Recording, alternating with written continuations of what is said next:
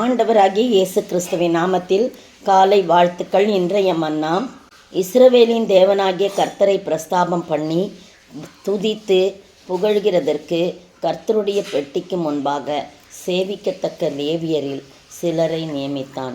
1 நாளாகமம் 16 பாருங்க, தாவீது தேவனுடைய பெட்டியை உள்ளே கொண்டு வந்து அதுக்கு தனியாக கூடாரம் போட்டு அதை வைத்து தேவனுடைய சந்நிதியில் சர்வாங்க தகன பலிகளையும் சமாதான பலிகளையும் செலுத்துகிறாங்க. கர்த்தருடைய உடன்படிக்கை பெட்டி தாவீதின் நகரம் மட்டும் வந்தபோது இந்த காரியங்கள்லாம் செய்கிறாரு. அது மட்டும் இல்லை, புருஷர் தொடங்கி ஸ்திரீகள் மட்டும் இஸ்ரவேலர் ஆகிய அனைவருக்கும் அவரவருக்கு ஒவ்வொரு அப்பத்தையும் ஒவ்வொரு இறைச்சி தொண்டையும் ஒவ்வொரு திராட்சரசத்தையும் பங்கிட்டு ஒவ்வொரு படி திராட்சரசத்தையும் பங்கிட்டு கொடுக்குறாரு.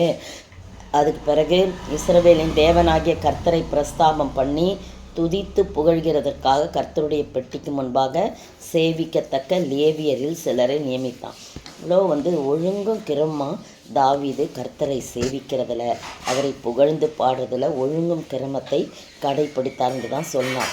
அதில் யார் யாரை தலைவனா, முதல் தலைவனா, ரெண்டாவது யார், அடுத்தது அவங்களோட கூட யார் யாரெல்லாம் இணைந்து தம்புரு வாசிக்கணும், சுரமண்டலம் வாசிக்கணும், கைத்தாளங்களை கொட்டணும், பூரிகைகளை ஊதணும், இப்படி பலரையும் நியமித்து அந்த நாளில் ஆண்டவரை சேவிக்கிறதுக்கு துதி பாடவும் தாவீது ஆசாப்பிடத்திலும் அவன் சகோதரத்திலும் கொடுத்த சங்கீதம்.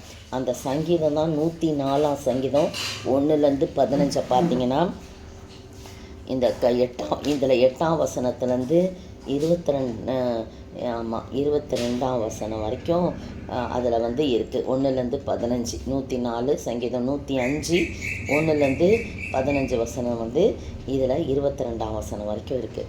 அப்படியாய் புகழ்ந்து பாடம். 4ஆகமத்தில் அதெல்லாம் இருக்கிறதெல்லாம் என்ன ஆகும்னா அப்படியே சங்கீதத்தில் பாடலாக வரும். இதை டைரெக்டாக சொல்லியிருக்குது பாருங்கள். அடுத்தது 37ஆம் வசனம் 37ஆம் வசனம் அப்படியே 36 வசனம் வரைக்கும் கர்த்தரை துதித்து பாடி போற்றி அவரை சேவிக்கிறதுக்கு எல்லா ஒழுங்கையும் செய்கிறார். 37ஆம் வசனம், பின்பு பெட்டிக்கு முன்பாக நித்தம் அன்றாட முறையாய் சேவிக்கும்படியாக அது ஒழுங்கு கிரமமாக வைக்கிறார். நித்தமும் அன்றாட முறையாய் யார் யார் முன்னாடி சேவிக்கணும் இப்படிலாம் ஒழுங்கு பண்ணியிருக்கார். முறையாய் சேவிக்கும்படி அவன் அங்கே கர்த்தருடைய உடன்படிக்கை பெட்டிக்கு முன்பாக ஆசாப்பையும் அவன் சகோதரரையும் ஓபேத் ஏதோமையும் அவர்களுடைய சகோதரராகிய 68 பேரையும் வைத்து என்ன செய்கிறாங்க, அங்கே காரியங்களெல்லாம் செய்கிறத நம்ம பார்க்குறோம். ஒவ்வொரு அந்த வாஸ்து பார்த்திங்கன்னா அவ்வளோ அருமையாக இருக்கும். அதில் பார்த்திங்கன்னா அவங்களுக்கு திருப்பி பூரிகைகள் கர்த்தரை துதிக்கவும் அவர் கிருபை என்றும் உள்ளதுன்னு சொல்லவும் பூரிகைகளையும் கைத்தாளங்களையும் தேவனை பாடுவதற்குரிய கீத வாத்தியங்களையும் தொனிக்க செய்யவும் அவர்களுடன் ஏமானையும் எதிர்த்தூனையும் வைத்து எதிர்த்தூனின் குமாரை வாசல் காக்கிறவர்களாக கட்டளையிடுறத நம்ம பார்க்குறோம். நீங்களும் நானும் ஆண்டவரை சேவிக்கிறதுல ஒழுங்கும் கிரமத்தை கடைப்பிடிக்கணும். இப்படி தான் சேவிக்கணும், இப்படி தான் செய்யணுன்ற அந்த ஒழுங்கை நம்ம கடைப்பிடித்து நம்ம தாவீதை போல கர்த்தரை துதித்து பாடி சங்கீதம் பாடி அவரை என்ன இன்ஸ்ட்ருமெண்ட் நம்ம கைக்கு இருக்குதோ அந்த இன்ஸ்ட்ருமெண்ட்டை நான் கைத்தாளம் வச்சுருப்பேன், இந்த ஜால்ரா அதை வச்சு பாடுவேன். ஏதோ எனக்கு தெரிந்ததை அதில் ஒரு சத்தத்தை எழுப்பி பாடும்போது ரொம்ப மிகவும் இன்பமாக இருக்கும். அதை தனியாக பாடும்போது ரொம்ப சந்தோஷமாக இருக்கும். குழுவில் பாடும்போதும் அதை தாளம் போடும்போது ரொம்ப சந்தோஷமாக இருக்கும். எனவே உங்களுக்கும் தெரிந்த சில இன்ஸ்ட்ருமெண்ட்டை வச்சு கர்த்தருடைய நாம மகிமைக்காக ஒழுங்கும் கிரமமாக தாவீதை போல் அவரை சேவிக்கும்போது கர்த்தர் உண்மையாகவே மகிழ்ந்து களி கூறுவார்.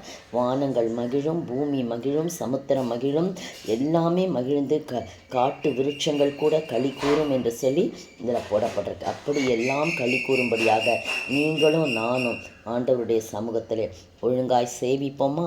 கர்த்தர் நம்மை ஆசீர்வதிப்பாராக. ஆமீன்.